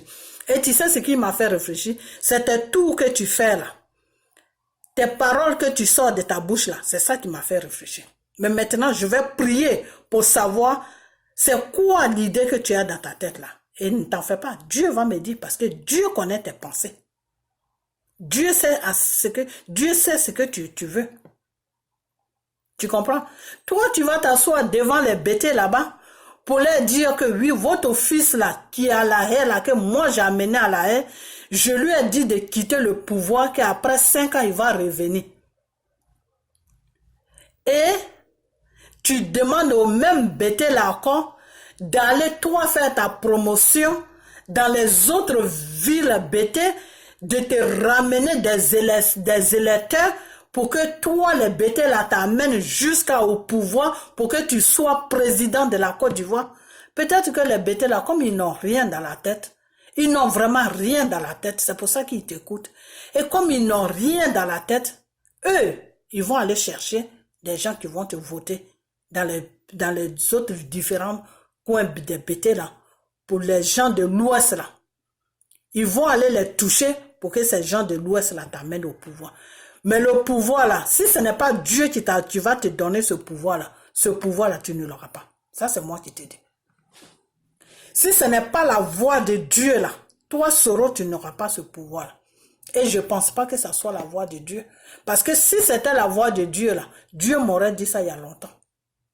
Parce que si Dieu m'a envoyé tes révélations, qu'il va t'utiliser pour libérer la Côte d'Ivoire, il y a longtemps qu'il m'aurait dit, ma fille, je vais l'utiliser pour libérer la Côte d'Ivoire, mais c'est lui qui va vous gouverner. Ce n'est pas toi, Soro, qui va gouverner la Côte d'Ivoire. La Côte d'Ivoire qui est là, c'est un pays qui a été choisi par Dieu. Que vous le voulez ou pas, c'est comme ça. Voilà. C'est un pays qui a été choisi par Dieu. N'importe qui va se mettre au pouvoir là, il faut que ça soit la volonté de Dieu. Si ce n'est pas la volonté de Dieu là, la personne ne sera pas tranquille jusqu'à la fin de son pouvoir. Il ne sera pas tranquille, il n'aura pas la paix. Parce que c'est Dieu qui donne la paix. Et si Dieu ne t'a pas établi là, tu n'auras jamais la paix. Ouattara qui est là, que vous le voulez ou pas, c'est Dieu qui l'a établi là. Dieu l'a établi là dans quel sens? Dieu l'a établi là à cause du mauvais comportement des Ivoiriens. Parce que les Ivoiriens ont dit que c'est Ouattara qui veut. Nos frères musulmans là, ils ont dit que c'est Ouattara qui veut. Et le gouvernement de Gbagbo même était dans un système qui était pourri même devant Dieu. Un système qui n'était pas bien devant Dieu. Donc quand Dieu a vu tout ça, il a donné l'occasion à Satan d'enlever Gbagbo au pouvoir, d'aller le déposer à la haie et de mettre Dramane Ouattara au pouvoir. Pour que les Ivoiriens même voient ce qu'ils n'ont jamais vu. Et c'est ça qu'ils sont en train de voir. Donc les deux situations, Gbagbo avec Dramane là, c'est Dieu qui a occasionné ça. Vous comprenez? Donc Ouattara qui est là, lui quand il va finir son pouvoir là, il va s'en aller. S'il ne va pas là, il aura affaire à Dieu. C'est Dieu même qui va le déloger. Et quand Dieu va finir de le déloger là, il va nettoyer la Côte d'Ivoire. Parce que la Côte d'Ivoire est sale, il faut la nettoyer. Et quand Dieu va finir de nettoyer la Côte d'Ivoire là, il va permettre à quelqu'un qui a sa crainte de venir au pouvoir. Vous comprenez? Moi, je sais qu'il va venir au pouvoir, mais je ne vais pas vous dire ça. C'est une surprise. À la dernière minute, je vais vous dire ça. Quand tout va finir là, je vais vous dire ça. Mais pas maintenant. Donc, tu n'es même pas dans le programme de Dieu même. Il ne faut même pas te fatiguer. Tu n'es même parce que Dieu là, il veut maintenant la paix sur la Côte d'Ivoire. Il veut que ses enfants soient dans la paix. Mais c'est ses enfants même qui refusent d'être dans la paix, c'est pour ça. Sinon, Dieu même veut vraiment vous mettre dans la paix, vous le peuple ivoirien qui est sur la Côte d'Ivoire. Mais c'est vous-même, vous refusez. C'est vous-même qui refusez. Donc, c'est pour ça qu'on est encore dans cette situation. Quand Dieu vous demande de prier là, si vous mettez votre tête sur la prière, si la moitié de la Côte d'Ivoire donne tous les cœurs à Dieu, les pensées à Dieu, ils ont la foi en Dieu, ils prient là, de la façon que Dieu veut que vous le regardez là. Si vous le regardez comme ça, vous allez voir la Côte d'Ivoire. Vous-même, vous allez voir la Côte d'Ivoire, comment Dieu va faire. C'est que Dieu même va faire. Dieu va mettre la paix dans ce pays-là et vous aurez la paix. Et vous allez être un peuple bien. Parce que vous êtes déjà bénis de Dieu. Vous comprenez? Mais vous ne suivez pas la voie de Dieu. Quand on vous parle de prière, oh toi là, tu parles trop de prière, tu fais ça, tu fais... Mais sans prière là, comment Dieu peut faire comment Dieu peut mettre la paix sur la Côte d'Ivoire? Sans prière là, comment Dieu peut mettre la paix sur la Côte d'Ivoire? C'est pour ça que je dis, comme lui-même Dieu, il a dit que là où il y a 2-3 personnes, je suis. Quand 2-3 personnes sont vraiment sincères dans un village qui me prie là, je peux délivrer ce village là. Donc c'est dans ça qu'on va être maintenant. Comme nous comme ça là, il y en a beaucoup aussi qui prient, qui croient vraiment à Dieu. Tu crois vraiment que Dieu là, il va libérer la Côte d'Ivoire. La croyance là, on va mettre ça en jeu et puis Dieu va aller libérer notre pays. Parce que si c'est vous là qu'on compte là, c'est pas bon. Priez, quand on vous dit prier là, non, vous ne priez pas. Vous croyez que Dieu ne vous a pas vu? Dieu sait qu'il y a un peuple qui est en Côte d'Ivoire. Souvent, Dieu préfère utiliser le peuple même pour une situation sur un pays. Dieu n'aime pas utiliser un être humain. Je dis un être humain, une seule personne. Dieu préfère utiliser le peuple. Parce que la voix du peuple là est la voix de Dieu. La voix du peuple là, c'est la voix de Dieu. C'est pour ça qu'on dit que tu ne peux pas tuer tout un peuple. Tu ne peux jamais tuer tout un peuple.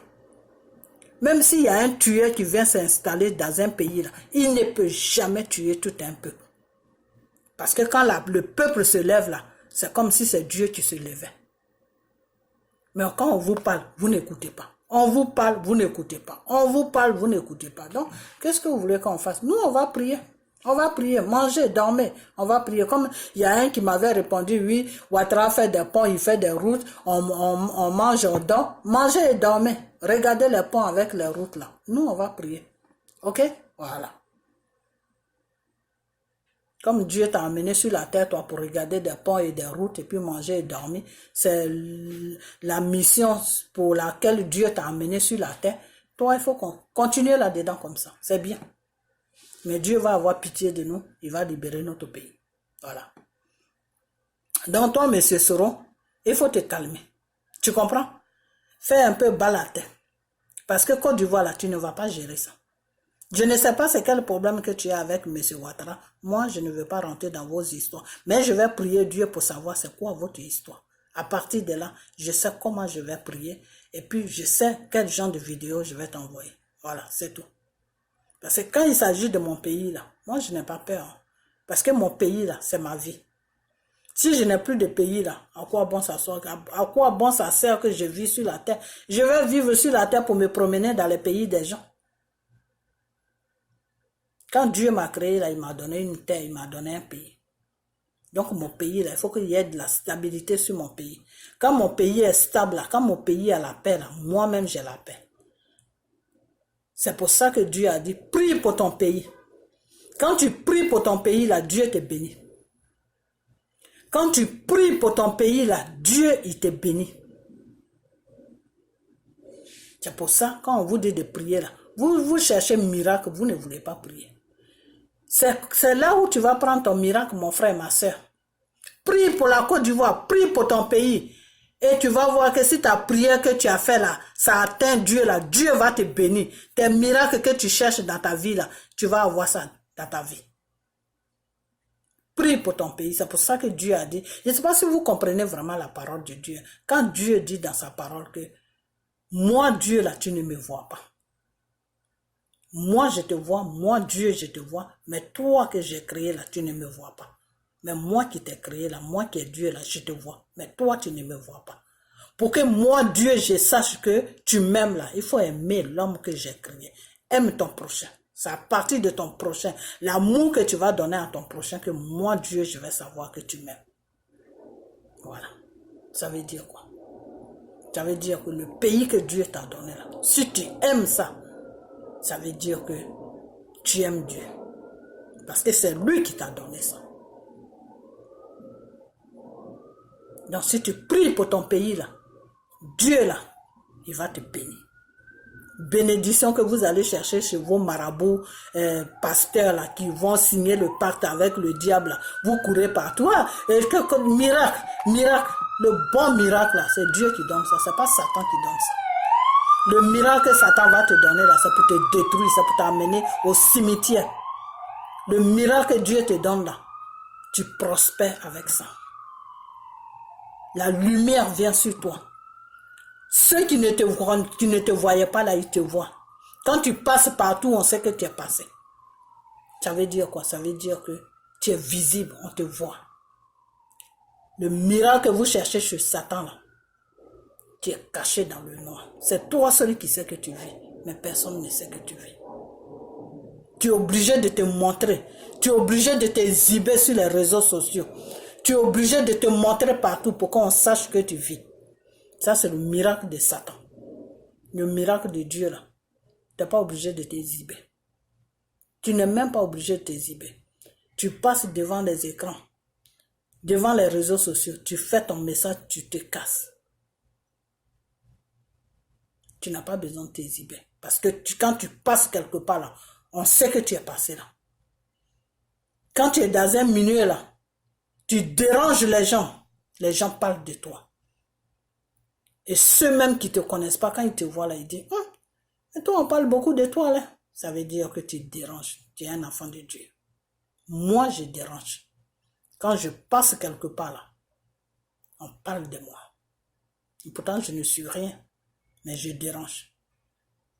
Pourquoi? Parce que j'appartiens à Dieu. Tout ce qui appartient à Dieu là, est sur la lumière. C'est visible. Miracle que vous cherchez partout chez les pasteurs, là, les sorciers pasteurs, là, comme les Castro, les Makoso, là, les miracles que vous cherchez là, Dieu vous dit de prier pour la Côte d'Ivoire. Et lui, Dieu qui vous a créé là, il va vous donner des miracles que vous cherchez. Parce que quand tu pries pour ton pays là, Dieu te bénit. Et quand Dieu te bénit là, ce n'est plus miracle qui vient. C'est plus que miracle qui vient dans ta vie. C'est ce que vous ne savez pas. Quand tu pries pour ton pays, là, tu es béni de Dieu. Et quand tu es béni de Dieu, là où ton prochain rentre et puis c'est fermé, là, toi quand tu rentres là, c'est ouvert. Là où ton prochain rentre et puis c'est dur pour lui, là, toi quand tu rentres là, c'est pas dur pour toi. Tu n'as rien, mais quand le monde te voit, il croit que tu es assis sur l'argent. Tu es assis sur des millions. Il croit que tu as une belle vie. Celui même qui a une belle vie, là, il t'a vu, il est jaloux de toi. Pourtant, tu n'as rien. Ça, c'est la bénédiction de Dieu. Il a tout, mais quand il te voit là, il est jaloux de toi. Pourtant, toi, tu n'as rien. On appelle ça comment? La bénédiction de Dieu. La main de Dieu est sur toi. Donc, partout où tu passes là, tu déranges parce que tu es une lumière. Et souvent, les gens n'aiment pas tout ce qui est lumière. C'est pour ça qu'ils vont chercher la fausse lumière. C'est pour ça que Dieu a dit, tout ce qui brille n'est pas de l'or. Voilà. Donc, toi, M. Soro, ton jeu que tu es en train de jouer là, il faut arrêter ça. Il faut vraiment arrêter ça parce que la Côte d'Ivoire n'est pas ton jouet.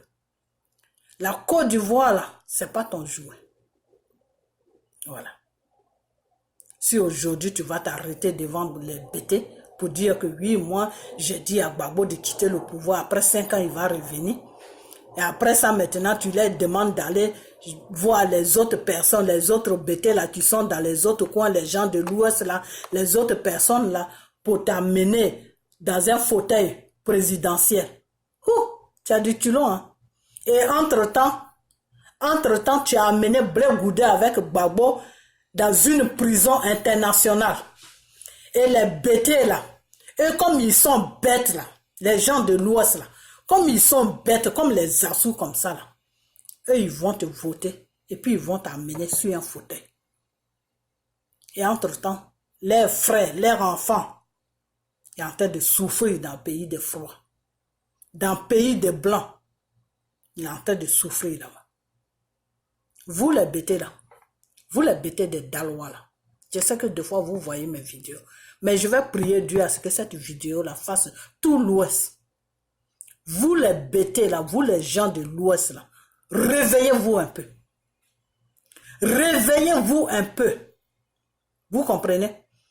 Quand on dit quelqu'un est sauvage là, la sauvagerie là, il ne faut pas l'accepter. Parce que quand tu l'acceptes là, tu dis à ton prochain que oui, vraiment, je suis sauvage. Tu comprends? Vous comprenez plutôt. Voilà. Normalement, quand cette vidéo va arriver loin, excusez-moi. Normalement, quand tu es marié avec un homme, Dieu a créé l'homme et il a créé la femme. Et il a dit à l'homme, voilà ta compagnon, qui est la femme. C'est-à-dire, quand tu dérailles là, c'est la femme qui va te mettre sur le bon chemin. Ça, c'est dans la loi de Dieu. Voilà.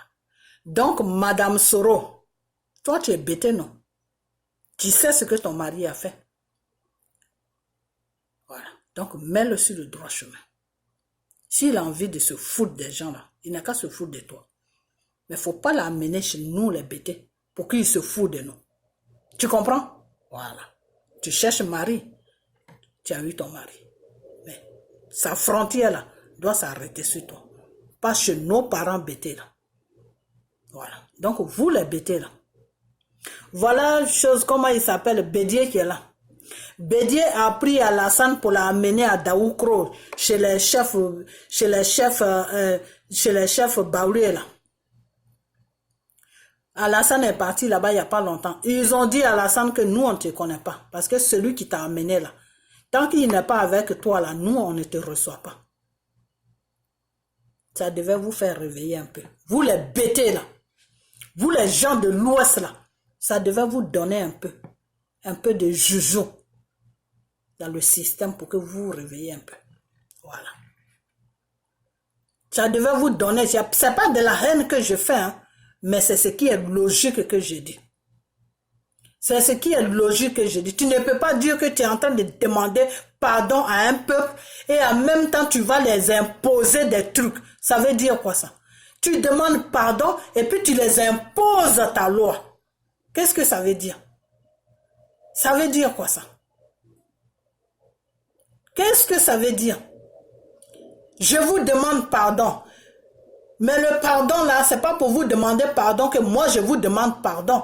C'est pour que vous m'amenez à la présidence que moi je vous demande pardon. Pour que je vous gouverne, c'est pour ça que je vous demande pardon. Et celui qui était là, moi je l'ai déposé à la haie là-bas. Maintenant c'est moi qui est votre patron, c'est moi que vous devez obéir. C'est à moi que vous devez donner vos voix pour que moi je vous gouverne. C'est dans ce sens-là que tu amènes ça, Soro.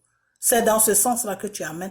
Moi, je vais te dire une chose. Mon Dieu que j'ai pris là, ne va jamais te laisser la route. Va jamais te laisser un passage pour que tu gouvernes cette Côte d'Ivoire. Ça, c'est moi qui te dis. Retiens ça bien, ce que je te dis là. Il faut bien retenir ça. Parce qu'on ne se fout pas des gens comme ça. Donc, vous les gens de l'Ouest là, vous les bêtés là, réveillez-vous un peu. Réveillez-vous un peu. Et ce qui m'énerve même, c'est le fait de dire que j'ai dit à Gbagbo de quitter le pouvoir. J'ai dit à Gbagbo de quitter le pouvoir. Dans 5 ans, il va revenir encore pour se présenter. Donc, toi, Gbagbo est devenu ton jouet, quoi. Gbagbo est devenu ton nounou avec qui tu joues. Je viens déranger ton pouvoir. Oh, faut quitter le pouvoir. Parce que nous, on en a besoin.